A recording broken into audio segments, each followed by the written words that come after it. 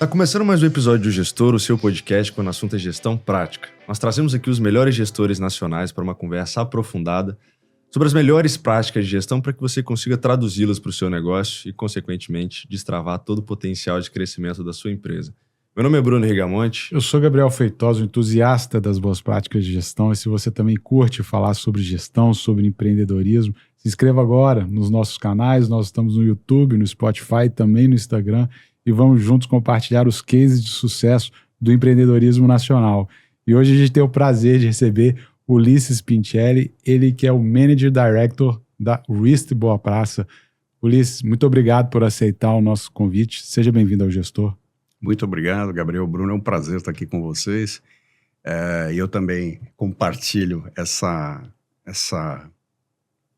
grande emoção, né? A paixão que nós temos por gestão. Então, aqui eu acho que vai ser uma conversa realmente muito interessante. Bacana. Ulisses, você tem uma longeva carreira aí em diversos grupos conhecidos, mas mais recentemente à frente aí do grupo Boa Praça, né? E realizou a venda no final do ano passado para a Rist, né? O braço de Chip Supply. Então, isso foi naturalmente tem uma história a ser contada, né?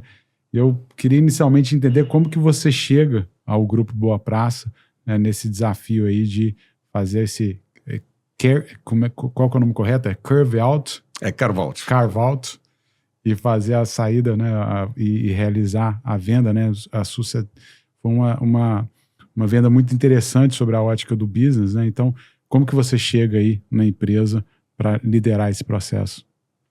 Bom, eu sou natural de São Paulo, né? E tive uma carreira executiva em diversas empresas até chegar, né, no Espírito Santo em 2012, já assumindo a minha primeira posição como líder de um projeto, né? Então, tive a felicidade nesse projeto de ser convidado a dar uma palestra, né, pela Fundação Dom Cabral, e nessa palestra eu tive a felicidade de conhecer a nata do empresariado capixaba, que estava concentrado, devia ser umas 30 ou 40 pessoas, e você sabe que aqui esse é um número representativo do PIB, né? Se forem pessoas, empresários parrudos aqui do estado.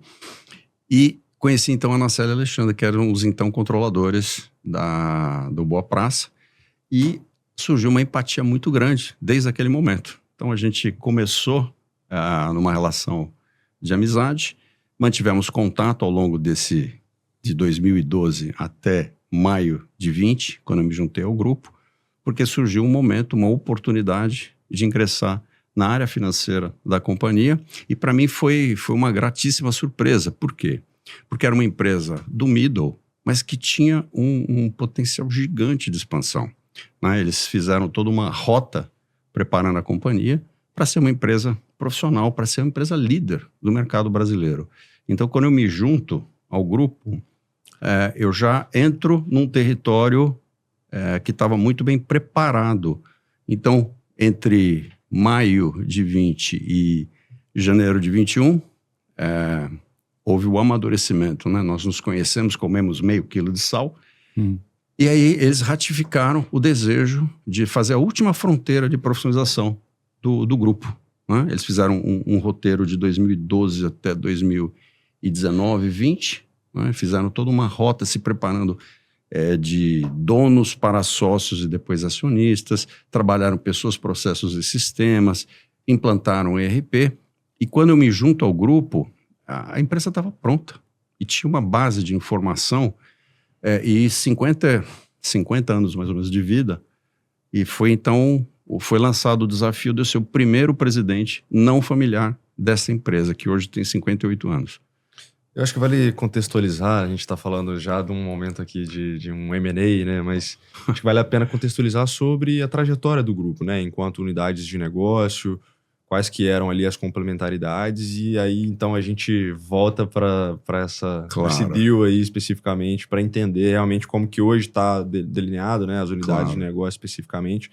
Mas acho que essa construção dessa jornada do negócio também, que já é bastante longevo, vem muito a calhar desse planejamento, dessa visão de ser líder de mercado e como que isso eventualmente culminou com um deal, né? Claro.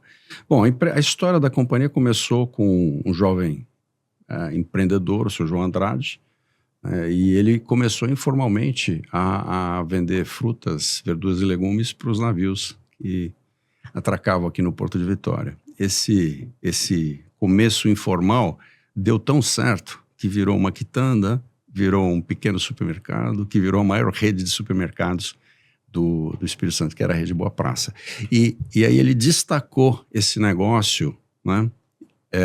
O supermercado tinha uma vida própria e o negócio de ship chandler, ou atendimento, né, a navios, fornecimento a navios, virou uma unidade menor de negócios. O maior negócio era supermercados. Então, em 2002, ele não tinha sucessão, ele vendeu a rede de supermercados, a formação formal da companhia de 1968. Em 2002, então, ele vende a rede de supermercados, o Boa Praça, para o Grupo EPA, que hoje virou BH. Eram 17 lojas e realmente era a maior rede naquele momento. E ficou até 2005, 2006 com o negócio Chip Supply. E ele encontrou na Nacelle e Alexandre, que já eram parceiros de negócios deles. Eles tinham um negócio de partes, peças, equipamentos e tinha um negócio de EPIs. Então, ele falou, puxa, eu tenho a minha vida, o meu sucesso profissional começou aqui. Então, ele queria passar para pessoas que ele tivesse essa confiança que houvesse uma sequência, que era uma venda praticamente emocional. Não foi um negócio vultoso naquele momento, mas foi um negócio de muito êxito. Então, a Nacelle e a Alexandre entraram na organização e eles fizeram o seguinte, eles incorporaram os seus negócios de partes, peças, equipamentos e EPIs ao guarda-chuva do Boa Praça, que aí já atendia o segmento náutico. Então, a venda de EPIs já era algo já é uma demanda comum, já é uma demanda normal. E aí, então, eles se especializaram em provisões alimentares. E a gente costuma dizer que do alfinete ao foguete, o que um navio precisa, a gente está, ou uma plataforma de petróleo, a gente está habilitado a fornecer. A gente é mais ou menos um concierge de uma tripulação de um navio, que é uma casa, é um hotel, é uma indústria, você entendeu? Então você tem vários ambientes num navio, numa plataforma de petróleo. É uma pequena cidade, né? É uma pequena cidade. Então todas essas demandas a gente está preparado para atender. Interessante que quando você olha sobre essa ótica do EPI também, né, de você gerar mais valor ali na ponta, né, ou atender melhor o seu cliente, porque é como você falou, o cara vai ter ali demanda de gelo, até passando por hortaliças, eventualmente algum tipo de manutenção de equipamento que ele precisa, etc. E você ter ali a capacidade de atender ele também. Isso te gera um desafio também, eu imagino, Ulisses, de gestão de estoque também, né? Porque você gerir o estoque, né, como comida, por exemplo, que tem vencimento, etc., e também ter um estoque mais pesado, eventual, de necessidade de EPI também, isso também traz um custo de operação que é importante, né? Então, você também tem que entender muito bem da demanda de mercado para também fazer as compras certas e ter o estoque certo para atender com eficiência, né? E você está tocando num ponto muito interessante, Gabriel, que é o seguinte, as empresas, quando elas começam a operar, geralmente elas não trabalham com estoque. Né? Todo ship chandler começou, eu brinco, com uma garagem, né? Ele fazia as compras no supermercado, da demanda que recebia e entregava no navio. À medida que você vai profissionalizando e crescendo, aí você começa a ter suas câmaras frias, você tem o seu estoque de alimentos, você tem o estoque de EPIs, de alguns equipamentos são de maior giro. Então, dependendo do seu tamanho e do relacionamento que você tem com o mercado, você pode cotar, né? O seu mês você não sabe exatamente o que vai acontecer, ou seja, você vai sofrer cotações, né? Nós temos concorrência, o que é muito saudável para nós que temos que nos manter ativos, espertos e é bom para o cliente final. Então, o que a gente faz? A gente olha para o retrovisor, tem um histórico e a gente se prevê, né? E a gente consegue ter uma assertividade hoje muito grande. Então, aquilo que a gente chama de compras emergenciais ou complementares representam menos de 2% do nosso dia a dia, o que é um número excepcional. Mas temos que ter capital de giro, controle de estoques. Por isso que o RP é super importante. Então, O first in, first out é super importante para você ter shelf life. Então, embarcações, algumas, você tem que ter produtos com uma longa validade do produto, porque o cara vai navegar. Então, a gente foi se adequando e se especializando. Olha, comprar e vender esses produtos é um commodity. O que não é commodity é você conhecer as preferências dos clientes e você responder rapidamente. A última milha, né, o atender rápido a uma cotação, conseguir ter toda a provisão e responder isso muito rapidamente com acuracidade, com qualidade, né, e a confiança de que você vai naquela janela de oportunidade de entrega num porto ou mesmo na barra, que você vai cumprir. Porque eu brinco, não tem um 7-Eleven, não tem uma rede de conveniência no meio do oceano. Então, a gente, se não entrega, a gente cria um problema para as embarcações e para as tripulações. Isso me mostra uma questão específica, porque, na prática, o que vocês têm são ciclos de atendimento à demanda, né? Que é quase como se fosse um beija-flor, né? Que o navio chega ali no porto e você tem aquela janela, de fato, para poder fazer aquela lógica de suprimentos. E aí,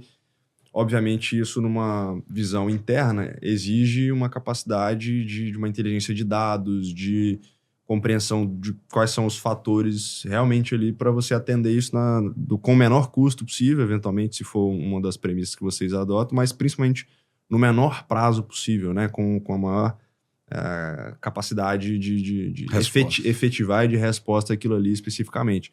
Como que vocês foram estruturando isso? E aí eu não sei se isso está em conjunto com a sistematização. Você falou de pessoas, processos e sistemas.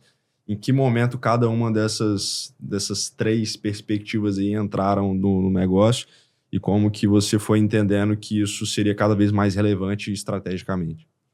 Então, o que aconteceu é que a gente teve uma revolução tecnológica, né, que nos obrigou... Nós somos uma empresa muito conhecida, então, grandes números. 400 empresas de marinha mercante, né, e você tem mais ou menos uns 65 mil navios transitando para lá e para cá pelo mundo.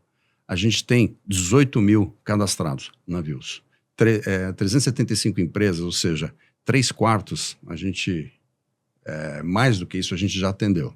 Então, a gente só não atendeu todas as embarcações porque elas não pararam aqui no Brasil. E a gente não atende todos os portos também. A gente não está em Santos, que é o maior porto. Mas assim, isso faz com que você tenha um conhecimento prévio do seu cliente. O que a gente fez? A gente investiu em tecnologia. Por exemplo, tempo é dinheiro. Então, a gente foi criando algoritmos e sistemas para agilizar, ou seja, a nossa interface com o que estava sendo demandado, com a resposta que nós tínhamos, se tínhamos em estoque, uma aquisição feita para atender numa demanda num curtíssimo prazo, e nós passamos a prospectar também. Então, tem, por exemplo, Lloyd's, Marine Traffic, você tem tecnologias que te permitem saber quando um navio vai chegar num porto que você vai atender. Então, nós fizemos todo um processo de garimpar os dados das embarcações, dos e-mails, dos telefones, dos capitães. Então, antes do navio chegar, a gente já começava a provocar. Isso ajudou muito a que nós ganhássemos velocidade nas respostas. A gente levava até 24 horas para cotar, há alguns anos atrás. Hoje, a gente faz isso em minutos. Menos de 1 hora, a gente consegue responder uma cotação. E são centenas, às vezes milhares de itens que são cotados.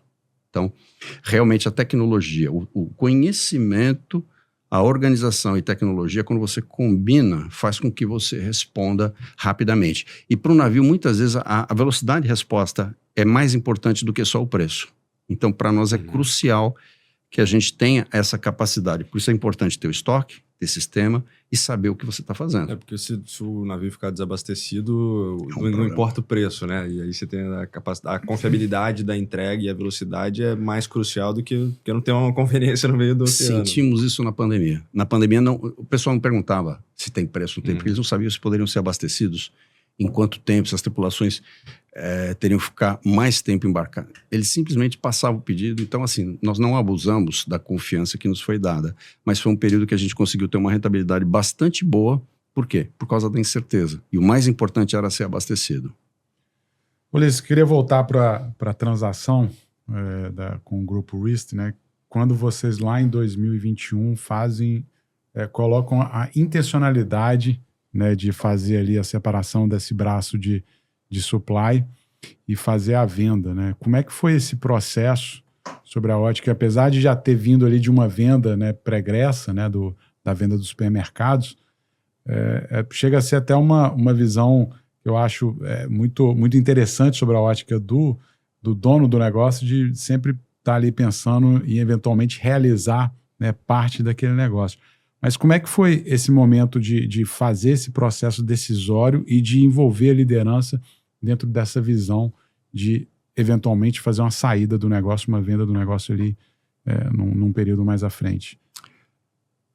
Eu confesso que chegou antes do que eu imaginava, né? Porque nós estávamos começando uma rota de expansão que não previa a mudança de controle, um processo de liquidez do negócio, de venda do negócio.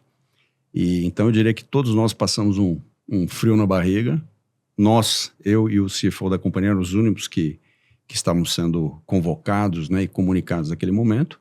E os sócios, por quê? Essa é a parte mais interessante. Uma empresa, um empreendimento, e eu ouvi isso do controlador, ele falou assim, é como um filho, eu tenho 2 filhos, aqui é o meu 3º. Então eu falei, então me tenha como uma governanta, uma babá de muita confiança, eu vou cuidar direitinho do seu filho, né? E então foi lidar com essas questões, primeiro emocionais, foi super importante, e depois falar, essa rota, em quanto tempo a gente quer fazer? A gente queria fazer em 5 anos. O tempo não respeita. O mercado não te respeita. Nós acabamos fazendo um caminho de 5 anos em menos de 4. Então a gente realmente correu contra o relógio.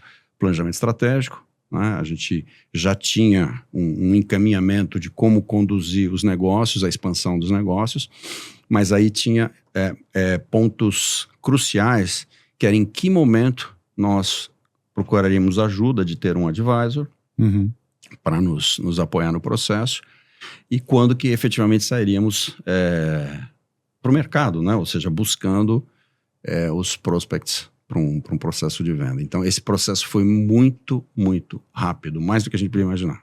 Como é que vocês miraram em termos de valuation, assim, de olhar para onde, como que eu vou trabalhar os principais indicadores de performance, múltiplos eventualmente de receita, geração de caixa, para justamente ali na ponta, eventualmente, ter um valuation maior, principalmente olhando sobre a ótica, nesse caso, do sell side, né?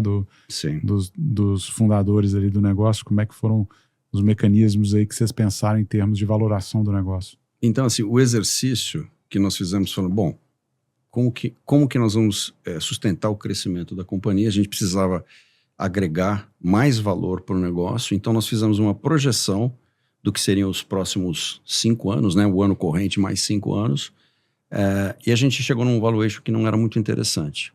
Então a gente falou, puxa, vamos ter que repensar como que a gente agrega valor, né?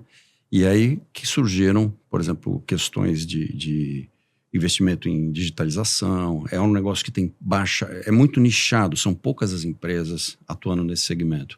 Então nós tivemos a preocupação de falar, o que interessaria para alguém, né, entrar nesse negócio? Alguém que seja muito próximo e óbvio, alguém que já opere isso mundialmente, ou uma empresa, a montante da gente, que fala, é algo que na cadeia de valor faça sentido. Então a gente ficou pensando, tecnologia proprietária, então a gente criou um sistema de gestão de consumo a bordo, nós criamos o que a gente fez? A gente hackeou todo o nosso DNA, né? Nós contratamos um parceiro, nós fizemos uma joint venture e hackeamos toda a nossa inteligência. Então nós tínhamos a condição de plugar essa nossa inteligência em qualquer chip finder do Brasil, e ele se tornaria rapidamente alguém tão eficaz como nós já éramos. Então foram essas iniciativas que começaram a mudar a inclinação, né, de valor da companhia, mas a gente tinha uma rota a ser cumprida. Então, esse foi o grande desafio. A gente queria fazer isso em 5 anos, a gente não teve todo esse tempo. É um racional que eu acho bem interessante, né, que vocês foram fazendo, apesar da gente olhar mundialmente e ter um certo número limitado de possíveis players para a transação como um todo, vocês se deram ao trabalho de entender no detalhe cada um desses possíveis investidores e, obviamente, num processo de uma fusão, de uma aquisição, de uma venda, você precisa entender ali quais são os principais pilares de sucesso para que aquela transação de fato se torne um sucesso, né? Seja bem sucedida, seja bem integrada e que aquilo não tenha muitos percalços. Como foi esse processo inteiro, né? Que eu entendo que acaba tendo muito um racional, quase que um racional comercial, né? De prospecção, de qualificação, enfim. E qual foi o racional que vocês utilizaram e as premissas para que, eventualmente, numa integração, vocês tivessem isso de forma muito bem sucedida? Essa pergunta é bem bacana. Eu já lidero projetos há 13, quase 14 anos e tem um viés comercial muito forte. Eu fiquei 20 e tantos anos à frente de operações comerciais de grandes empresas. Então, assim, a gente tem uma ideia inicial condicionada a vender produtos e serviços. Por isso que nós fomos atrás de um advisor. Nós não tínhamos a mentalidade e o conhecimento suficiente para organizar essa venda. Não é que a gente não pudesse ter êxito.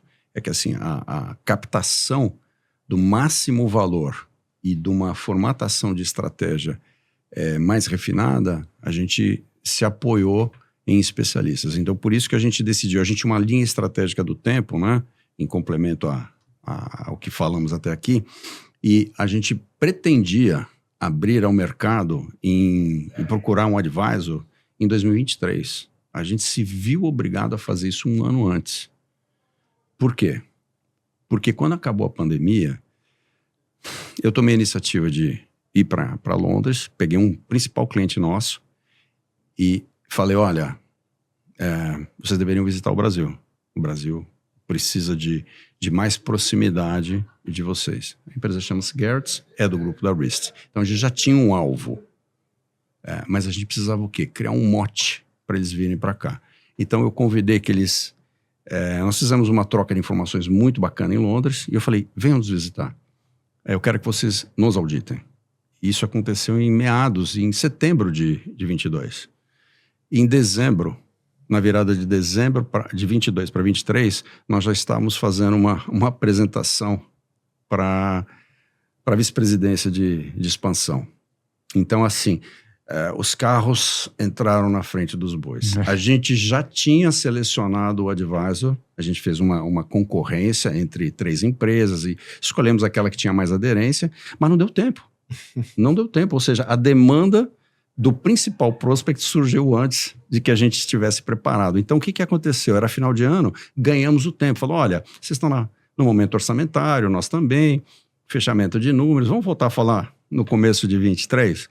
E a gente terminou de se organizar. Então, todo um trabalho de entender quem seriam os prospects, né? Nós tínhamos 2 negócios, né, que podiam ser comprados como um todo, um negócio de fornecimento a navios, um negócio de EPIs, e a gente fez toda uma listagem e tinha toda uma forma de abordar. Então, eles se surpreenderam quando eles receberam o Information Memorando, né, o teaser, falando que havia uma empresa que estava interessada, né, estava se colocando à venda e éramos nós. Falei, puxa, mas vocês não estavam conversando a gente? Falei, a gente estava, mas... Enfim, esse era um processo interno nosso.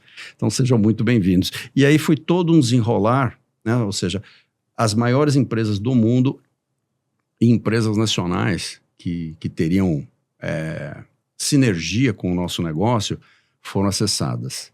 E aí foi todo um processo de convergência que, ao final, nós ficamos com a Rist. E foi uma pena que a gente não tinha uma concorrência, senão a gente teria conseguido alavancar um pouquinho mais de valor, né? Mas assim, no frigir dos ovos, eu não vou poder falar de números, mas foram valores justos. Ou seja, quem comprou por um bom valor e quem vendeu por um bom valor.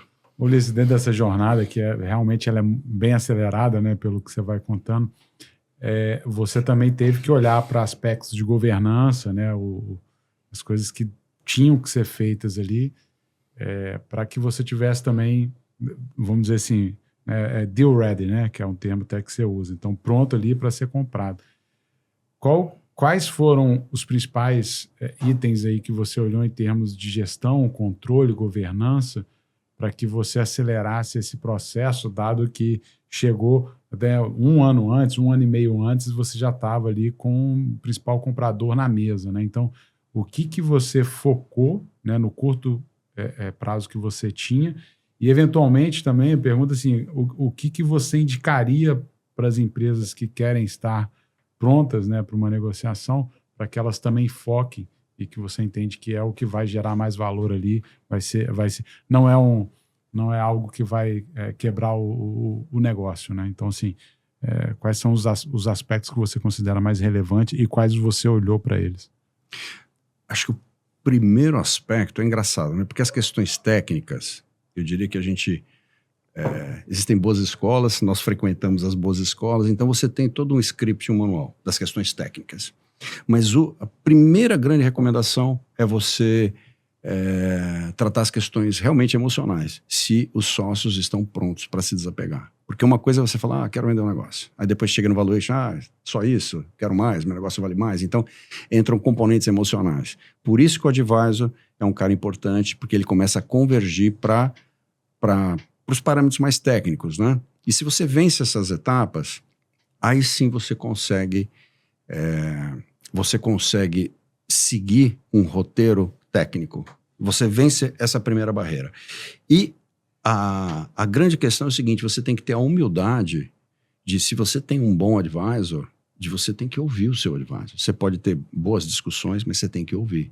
Porque nós somos especialistas em vender produtos e serviços, e eles são especialistas em vender empresas. A estratégia é diferente. Eu garanto para vocês, eu sou uma pessoa experiente, eu falei, puxa vida, que roteiros, por exemplo, nós recebemos aqui no Brasil, isso foi muito interessante, porque eu tinha que manter o sigilo da operação, e como que eu ia receber visitantes estrangeiros, visitando as nossas unidades, né?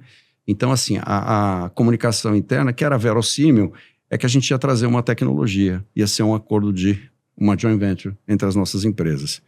E aí eles foram conhecendo mais do nosso negócio, a gente foi estabelecendo uma relação de confiança mútua para convergir, falar, olha, estamos prontos para fazer uma oferta. Isso começou então em 22, em novembro de 23, um ano depois de várias reuniões. Então você faz reuniões online, aí quando o online não resolve, tem que ser presencial. Nós somos seres humanos, então faz diferença você estar presencialmente para negociar uma coisa tão importante. E para os sócios, é o negócio da vida deles. Para quem está comprando uma estrutura profissional ou para um executivo, a gente tem responsabilidade, esse senso de responsabilidade. Mas para quem está vendendo, é o negócio da vida. Então, se você fizer um mau negócio, a família vai se ressentir. Se você fizer um negócio bem feito e justo, acho que todos ficam felizes após essa jornada. Eu não sei se eu consegui responder adequadamente. Perfeito. Mas são essas a questão emocional, o principal aspecto aí que você trabalhou, e usar um advisor como um advisor, né? De fato ali quem vai aconselhar e conduzir, né? Que ele acaba tirando também da mesa as questões, justamente as questões pessoais e eventualmente alguma sensibilidade ali que exista e tal, vai ser um viés muito mais pragmático de análise, né? Só que a gente acha que você seguindo esse roteiro, que tá tudo bem. Não tá. Quando surgem questões, barreiras, ou pontos importantes a serem trabalhados, que você fala, meu Deus, não vai dar certo. Então isso aconteceu pelo menos umas 10 vezes. Do nosso lado como executivo, dos lados dos sócios, do lado dos compradores. Então, assim, eu sempre digo que você tem que se manter muito sereno e não ter respostas muito emocionais. Por quê? Porque às vezes você se depara com aquela situação e você precisa de uma noite de sono, ou às vezes algumas noites de sono, para encontrar o encaminhamento. Então a gente, graças a Deus, conseguiu ter essa serenidade, né? E sempre se apoiando, né? Porque quem tá mais exposto no momento fica mais emocionalmente abalado. E em momentos foi o Ulisses, em outros momentos foi o CFO, né? O Alexandre, que está conosco até hoje. o momento da condução da negociação, ela foi dominada muito pelo advisor e nós entrávamos em momentos específicos. Os sócios eram como as joias da coroa, eram a realeza. Por isso que eu falei que a estratégia é super importante. Eles entraram em momentos que a gente predeterminou, né, no rito da negociação. Então, para nós, foi um processo muito, muito enriquecedor. Aprendemos todos muito, muito. E tem alguns aspectos também, né, que eu entendo que dentro de uma negociação, quando você já está ali no meio dela, e a gente conversava aqui anteriormente, que a gente teve a gravação de um episódio com o Rafael Cover, né, da Casa do Adubo. Sim. E recentemente a gente até teve num evento junto com vocês, Exato. dividindo o palco numa palestra em situações semelhantes nessa perspectiva de M&A, de venda ali do negócio, né? E uma das coisas que me marcou muito da jornada, por exemplo, da Casa do Adubo, foi a maximização de valor, mas também uma compreensão ali de como o comprador estava enxergando aquele negócio, né? De quais eram os aspectos que, na visão dele, também iriam fazer com que o negócio fosse atrativo, né? Como que foi essa visão também da Wrist como compradora e quais elementos vocês foram identificando que seriam importantes de serem inseridos para que eles continuassem a ver ou até aumentasse a percepção de valor do negócio deles, de que eles também estavam fazendo um bom deal? Nós estudamos muito bem a Wrist. A Wrist era o nosso benchmark. Então, assim, nós fomos hábeis o suficiente e rápidos o suficiente de copiar a estratégia deles. Não, eu não tenho nenhum problema em dizer que nós copiamos porque era uma estratégia de sucesso. Então, eles foram, eu digo, o tubarão do mundo, nós somos o tubarão do Brasil. Né? Em que sentido? Nos preparamos, criamos diferenciais e fortalezas grandes e só faltava, no mapa da Wrist, que é uma empresa global, o Brasil. Eles já tinham, nos últimos 20 anos, comprado mais de 15 empresas. Eles são consolidadores. Uhum. Então, nós olhamos para o mapa do Brasil, para a América, e falamos, poxa, nós somos uma plataforma. A única empresa que tinha 4 filiais, atendimento ao maior número de portos. Hoje a gente atende 25, podemos chegar a 30 portos. A gente estica um pouquinho a logística. A gente atende 30 portos, o que é muito relevante. E a gente é uma plataforma de expansão. Então, assim, aonde a gente vê oportunidade no Brasil? No segmento de offshore, né, que tem um potencial. Vocês estão ouvindo sobre a linha equatorial. Eu já estou estudando e ouvindo isso desde 2020. E agora está se tornando realidade. O negócio offshore estava parado. Ele ficou de 17 a 20 estagnado. Então, assim, ele voltou a crescer fortemente. Então, nós subimos no momento certo na onda, porque a onda subiu e a gente estava pronto para fazer isso. Então, o que nós fizemos? Espelhamos a estratégia, começou a dar muito certo aqui no Brasil, e soubemos empacotar. Em que sentido? Nós tínhamos processos muito bem desenvolvidos, um sistema consistente, controle, governança. A empresa era auditada já, né, há vários anos por empresas reputadas aí, mundiais. Então, tudo isso, quer dizer, foi uma somatória de coisas que tornaram o nosso negócio muito atrativo. E assim, o negócio offshore, no mundo, você tirando o Oriente Médio, que não é um lugar exatamente tranquilo, você tem o que a gente chama de hotspots. Né? O Brasil é um deles, a Venezuela está complicada, tem o Golfo do México, você tem África. Então, a Wrist olhou e falou, puxa, esse é um local que nós devemos estar. Porque o Mar do Norte, eles começaram a explorar em 1970. Então já está em declínio. É maduro, um mercado maduro em declínio. Então o Brasil tem o potencial de se tornar, em offshore, a operação mais importante da Wrist nos próximos anos. A gente fico pensando no desafio também, Ulisses, que você está vivendo no pós. O deal foi fechado em janeiro de 24. Não. Certo? Não, para valer mesmo? O que você está chamando de deal? Aquele fio do bigode aconteceu em novembro de 23. Em novembro de 23. Isso, mas o signing aconteceu em novembro de 24. Perfeito. E o closing em dezembro de 24. Então, a operação que foi um ano de muita conversa E aí, due diligence, enfim, não sei se você vai explorar um pouco essas questões. Perfeito. Eu já ia na integração, mas então vamos voltar para a diligência. Assim, como é que foi esse trabalho, então? É um ano ali atendendo, imagino, a vários requisitos e demandas, explicações e documentos, com um potencial rompimento de negociação ali na frente, né? Então, como é que foi esse processo de diligência e como se manter também ali focado e centrado para que o deal, de fato, chegue ao final, né? Bom, quando nós fizemos aquele roteiro que eu chamo do túnel do amor, né? Ou seja, de preparar as apresentações de alto nível, gerenciais, a visita presencial, pré-auditorias. Então, assim, a gente foi construindo a imagem de que realmente aquilo era um bom negócio, né, para a Rist. E realmente era um bom negócio. Nós não estávamos dourando pílula nenhuma, a gente estava mostrando toda a potencialidade da companhia. Então, quando você tem a primeira oferta, fala, ok, vamos desenvolvê-la, aí a gente acha que venceu a barreira, venceu nada, vai começar o trabalho, nós tivemos que preparar o data room, que dá um trabalho gigante, tivemos que fazer isso em sigilo, e depois passar por um processo de due diligence, por uma das Big Four, né, de auditoria do mundo. Então, assim, eles não deixaram absolutamente nenhuma questão de ser muito bem trabalhado. Então, nós estamos falando aqui do nosso controle de estoques, das questões fiscais e tributárias, das práticas comerciais. Então, assim, nós somos uma empresa que a gente consegue ser muito eficaz, né, e nós crescemos entre 21 e 23, essa era parte da estratégia, dobramos a companhia de tamanho. E dobramos com rentabilidade. Crescer faturamento é fácil.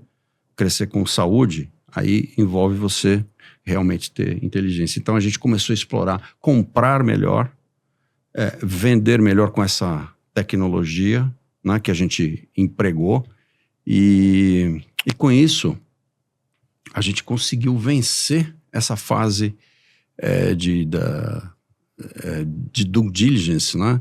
A gente passou com louvor, mas olha, foi um processo extenuante, porque uma lista que começou com 200, terminou com 400 itens, tinham sub-itens. Eu e o meu CFO ficamos assim, realmente, era como se tivéssemos jornada dupla, né? Porque trabalhávamos para um negócio e para vender um negócio. E um era um negócio secreto, nós éramos como se fôssemos espiões dentro de casa. Mas olha, foi um processo muito, muito interessante. Você pode retomar, por favor, eu estou ficando antigo, você estava pegando um gancho. É porque acho que tem um, de certa forma, existe uma linha do tempo ali, né? Sim, claro. O processo de M&A, e acho que o que o Gabriel estava falando de uma integração já é o que já estava tá no pós. É que eu falei muito, eu estou consumindo tempo. Demais. É porque, assim, logo após o due diligence, você entra dentro de um período ali muito específico, né? Para definição de earn-out, não compete, questão de ajuste de capital de giro. Então tem alguns aspectos ali que eu entendo que foram relevantes pós-due diligence, né? E eu entendo que, como você tem isso muito bem registrado, isso é um elogio que antes da gravação que eu estava fazendo a você em relação a isso, né? De ter tudo muito bem documentado, né? Isso é bacana da gente conseguir revisitar isso, e quem eventualmente vá passar por um processo semelhante tem isso como, de fato, um benchmark. Então a gente queria explorar isso em detalhes. Como foram essas construções pós-due diligence em relação a esses aspectos específicos? Então, quando você... Porque, na verdade, é um funil, né? Uhum. Você vai passando pelas barreiras, pelas etapas, você vai esclarecendo as dúvidas. E quando você faz a sua lição de casa muito bem feita, você preserva o valor. Porque senão a consultoria está colocando, tem que abater isso, abater. Ou seja, todos os potenciais riscos, né?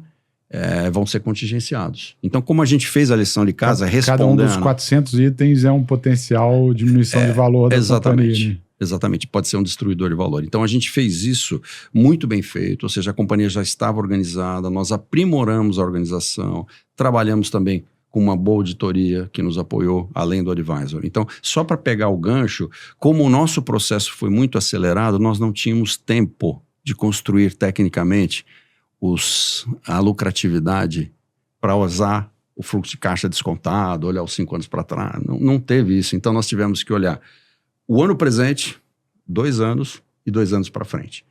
Então, como a gente estava crescendo muito, ele falou, pô, mas isso é inviável. Eu falei, não, é viável. Earn-out. Você não precisa acreditar em mim. né? Pague pelo que o negócio vale agora e nos dê um earn-out se eu entregar o plano de negócios como eu estou te vendendo. E a gente, felizmente, conseguiu fazer isso. E aí, só para explicar, earn-out é um gatilho que se você entregar... É como se fosse um bônus de performance.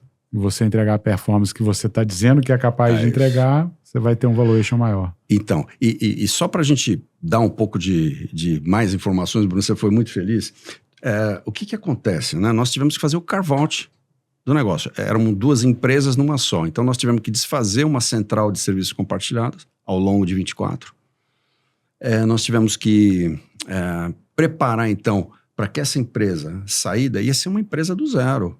Eu tive que reconstruir todo o banco de dados dela. Foi fácil fazer a migração sistêmica, mas não foi fácil a gente começar a convencer todos os clientes a comprar por um novo CNPJ. Nós tivemos 2 meses para fazer isso. Vocês imaginam o inferno na Terra que foi fazer tudo isso.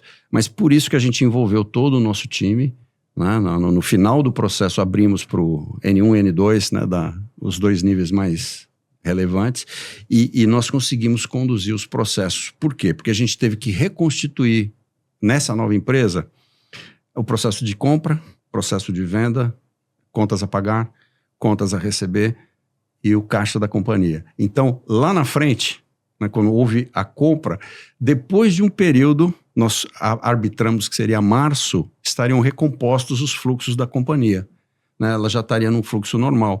E aí nós teríamos uma necessidade de capital de giro, que se nós errássemos para mais, a gente perderíamos valor, eles iriam abater, ou se a gente tivesse, né, tido um tanto êxito, eles teriam que nos pagar algum valor a maior. A conta foi muito bem feita, a gente estava muito, muito seguro do que estava fazendo, então a gente conseguiu não ter surpresa, o que foi uma coisa muito positiva. Você cita o carve-out e eu entendo que esse é um aspecto quando você tem uma criação de um grupo e eventualmente há uma transação envolvendo parte daquelas empresas do grupo, isso nem sempre é muito comum, né? Por que acabou sendo inevitável esse carve-out, né? Essa aquisição de parte das unidades de negócio ou das empresas do grupo?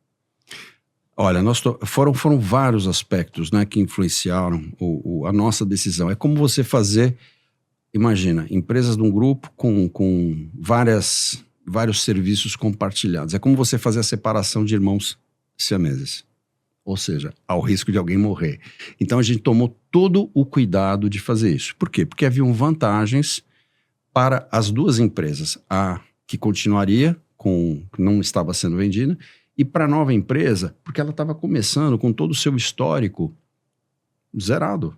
Então, assim, nós construímos um histórico novo, que vai estar sendo construído agora, né? Já está sendo construído há 10 meses, mas obrigou a gente a renovar licenças, renovar contratos, até o contrato de locação, porque a gente tinha que avisar. Mudou o CNPJ, né? Mudou o CNPJ, alvarás, fornecedores, parceiros financeiros. Olha, se você falasse lá em 2021, vocês vão ter que fazer tudo isso, eu ia dizer para você, é impossível. A gente só fez porque a gente foi louco o suficiente e não parou para pensar que não dava.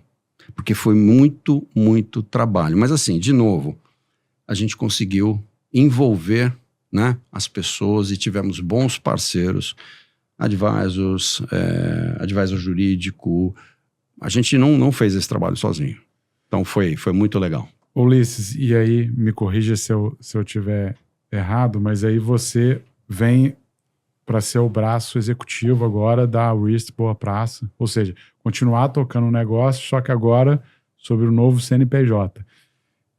E aí muda o chapéu, né? De certa forma ele muda, agora é uma nova estratégia, uma nova, naturalmente ali, um novo desafio, e associado a isso tem todo o desafio também de integração, né? Que você já citou parte aqui, de sistemas, a renovação dos alvarás, de contratos, etc.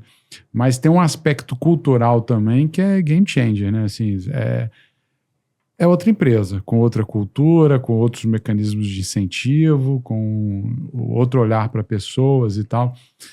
E eu estou entendendo que esse é um processo que está, né, ongoing aí, né? Está acontecendo, porque Exato. Foi justamente em 25 essa mudança toda, né? Então, como que está sendo esse processo, né? E quais estão sendo aí os aprendizados e lições aí que você está tendo que lidar no dia a dia? Está sendo um teste para o coração. Porque o processo de venda acelerado, né, fez com que a gente tivesse uma entrega. Então, nós não tínhamos realmente noite, final de semana, feriado, para ganhar os tempos necessários. E quando você tem um novo sócio internacional, cria-se uma expectativa muito grande, principalmente do time, até chão de galpão, né, o chão dos nossos depósitos, das nossas filiais, de que, viramos uma multinacional, quando vem o meu aumento? Né? Então, não é assim. Não é assim. Eu costumo dizer o seguinte, nós somos uma empresa média grande, que tem toda a vocação de ser uma empresa muito grande, mas que tem uma jornada a ser feita. Então, assim, eu sou um fio condutor, um facilitador, e a minha experiência prévia de ter trabalhado com grupos multinacionais me ajudou. Por quê? Porque eu conheço o modelo mental, né? Você tem muito processo, você tem muito controle, eles não gostam de serem surpreendidos. Então, essa flexibilidade que nós temos aqui no Brasil, de você conversar com o sócio da empresa, e ele sendo brasileiro, ele vai entender essas volatilidades, essas mudanças abruptas que acontecem nos nossos dias, no cotidiano da companhia, é mais difícil de você explicar. Então, assim, o que rodou muito bem nesse processo de integração, né? A gente já tinha um contato comercial muito bom, então isso fluiu muito bem, foi rápido, marketing, vendas fluiu super bem. A parte financeira foi um grande exercício, porque eles reportam de uma forma um pouco diferente. A gente tem tudo sistematizado, mas nós tivemos que fazer um depara, então isso consumiu os primeiros meses a gente fazer a nossa... reportar os nossos resultados não foi muito simples, recebemos apoio, né? E a questão de segurança cibernética, isso foi onde mais pegou. Por quê? Porque a Ristio é um grupo internacional e ela já sofreu ataque de hacker com muita frequência, né? As grandes empresas, elas são hackeadas com frequências. Então, esse é um processo que ainda está em curso. Então, toda a parte de segurança, multifatores, né? De acessos a computadores, celulares foram tomadas. E a gente tem uma fronteira, a parte legal, a gente conseguiu cumprir bem, porque na negociação, na fase final de negociação de contrato, a gente já tinha tido um alinhamento muito grande. Aonde que pega? A parte de cultura de empresa, muito pouco. Por quê? Porque a gente está nesse ramo que a gente salvaguarda a vida humana no mar. Esse, assim, é o grande mote nosso. Então, já está no nosso DNA essa presteza e essa preocupação em servir bem os clientes, porque a gente sabe o quão crítico que é. A grande diferença é a barreira de língua, então não haviam tantos profissionais que tinham proficiência em inglês. Então, no grupo eu tenho gente falando chinês, dinamarquês, inglês. Então, o inglês é a nossa língua oficial. Tá todo mundo, the books on the table, estudando inglês, porque daqui a um ano, né, todos deverão estar em condição de conduzir, né, uma reunião em inglês. Mas, assim, o dinamarquês é muito diferente do Brasil. E a matriz na Dinamarca, o nosso headquarter, ainda não tem a pluralidade que deveria ser numa empresa global. Então, assim, é um povo germânico, eles são muito duros, são cartesianos demais.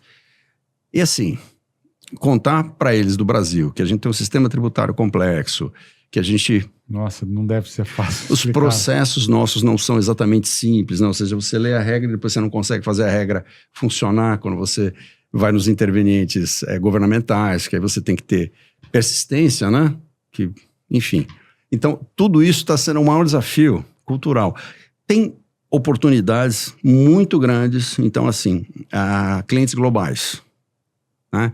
A gente teve uma fase de ajuste no comercial, então existem Key Account Managers espalhados pelo mundo inteiro que atendem as grandes empresas de navegação. Então isso nos ajuda bastante. Por quê? Porque você tem todo o peso de ser um grupo que atende aquele cliente em vários lugares do mundo, em vários portos do mundo. A parte de procurement, que nós não colocamos as compras internacionais, o Brasil pode ser um grande fornecedor, por exemplo, de proteínas para o grupo. A gente estava aguardando o retorno, a nossa gestora estava em licença maternidade, então eu negociei isso, falei, olha, ela é uma pessoa muito querida, muito preparada, e eu não vejo outra pessoa conduzindo esse processo por nós. Então, essa é a fronteira que a gente vai começar, estamos, na verdade, é gerúndio, né? Começamos agora e segue em processo. Temos um novo CD sendo inaugurado no Rio de Janeiro, a gente opera em quatro localidades, né? Rio de Janeiro é a maior delas, Macaé, que atende o offshore, Vitória e Recife. Nós vamos estar com um CD gigante sendo inaugurado na virada deste ano para o ano que vem, aí sim em condição de abraçar maiores demandas. Eu tenho que dizer para vocês, a gente esprememos as nossas laranjas, que eram as capacidades de entrega ao máximo. Então, assim, nós precisávamos da expansão física dos nossos negócios para poder continuar crescendo. Então, a gente que cresceu a 30% ao ano, de 21 a 23, em 24 crescemos um pouquinho menos, e em 25 nós vamos crescer algo em torno de 13% ou 14%. Que é muito grande, mas para nós é metade do que a gente vinha crescendo, né?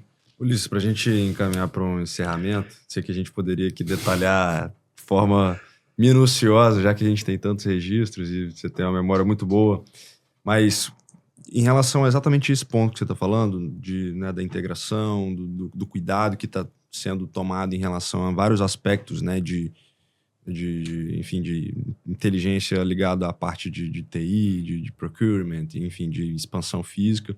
Quais são os planos, de fato, de expansão, por exemplo, até, não sei qual é o ciclo que vocês têm, até 2029, 2030, por exemplo, em relação a eventuais novos serviços ou novas bases especificamente?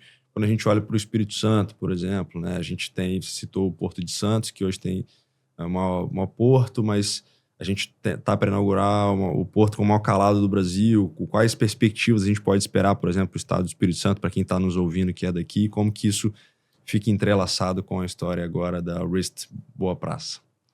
Então, a gente tem acompanhado com muito carinho, muito cuidado, né, os processos de comércio internacional, de óleo e gás e de logística do Brasil. Então, assim, a gente vê uma oportunidade muito grande no negócio offshore. Eu passei rapidamente a vocês. O nosso ciclo é até 2030. Então, assim, o Brasil vai ter e a operação da RIST vai ter uma expansão orgânica muito importante no segmento de offshore, no atendimento do mercado de offshore. Mas, em algum momento, para a gente acelerar o processo, vai fazer sentido a gente provavelmente entrar numa rota de uma nova aquisição. Nós temos aí Santos, Paranaguá. Eu estou comentando com vocês porque são os maiores portos que a gente pela distância física, né, do Rio de Janeiro até lá, não é viável o atendimento. Então, assim, a gente tem perspectivas, nós estamos preparados para crescer muito aqui no Espírito Santo. O primeiro CD que a gente ampliou a nossa operação foi aqui. Depois nós fizemos uma atualização em todos os nossos CDs. E para comportar o crescimento, por exemplo, a gente tem em média 350 atendimentos de navios por mês nas nossas bases. A gente vai poder mais do que dobrar isso daqui a 2 anos. Então, nós vamos ganhar em produtividade, nós vamos trazer nova tecnologia. Esse é um negócio sensacional. Nós temos 200 colaboradores aqui no Brasil. A RIST como um todo tem 2.300. Eles ficaram, como é que vocês têm tanta gente? Eu falei, porque a gente não tem a tecnologia que vocês têm. Eles atendem o segmento de óleo e gás, eu tenho que levar 8 a 10 pessoas para fazer um atendimento. Por quê? Porque tem muito transbordo. Uhum. Nós vamos trazer uma tecnologia chamada Icebox aqui para o Brasil. Eu consigo substituir 8 pessoas por 1 ou 2. Então, você imagina a capacidade de expansão e ganho de produtividade. Nós não pretendemos demitir ninguém, nós vamos usar essas pessoas para continuar crescendo. Para continuar crescendo. Então, tem perspectivas muito, muito positivas para os nossos negócios. Queria te agradecer. Agora eu entendo por que o aceite demorou tanto, porque você estava numa jornada aí que é fantástica aí de M&A do Boa Praça. E, de novo, assim, a gente teve a oportunidade de conversar com o Covre.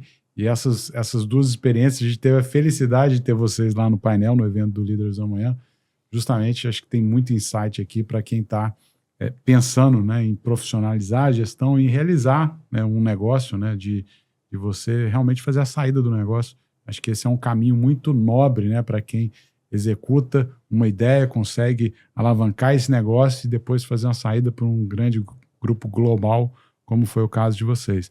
Então, obrigado por aceitar o nosso convite, pelos insights aqui. Mais uma vez, aí, desejar sucesso aí à frente do Wrist agora. Tenho certeza que nós vamos ouvir e te convidar aqui para contar outras histórias aí de aquisições, que eu tenho certeza que vai estar nesse timeline aí, no todo o histórico que você guarda aí. Parabéns pelo trabalho. Obrigado, Gabriel. Obrigado, Bruno. E assim, eu acho que só como uma última contribuição, é dizer o seguinte, que a gente se disponibiliza a passar essa informação adiante para que mais empresas e mais famílias, né, consigam fazer a sua rota, a sua jornada de expansão dos seus negócios, que se passar por um processo de M&A, pode ser muito bem-vindo.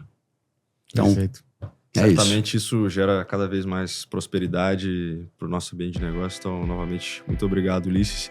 E você que chegou até aqui, se você gostou desse episódio, gostou do nosso canal, queria te convidar para se inscrever aqui e ativa também as notificações para não perder nenhum próximo episódio que a gente divulgar. Se você gostou de fato do conteúdo, a gente tem vários outros episódios aqui. Fica a dica para você também maratonar todos os episódios já disponíveis. Se você considera que esse conteúdo sobre M&A, sobre aquisições de empresas, sobre esse processo de fato de transição ou de como que você pode fazer uma boa integração de negócios, se você acredita que esse episódio pode impactar a vida de alguém, compartilha com essa pessoa também. Espero que você tenha gostado, a gente vai ficando por aqui. Um abraço, valeu e até a próxima.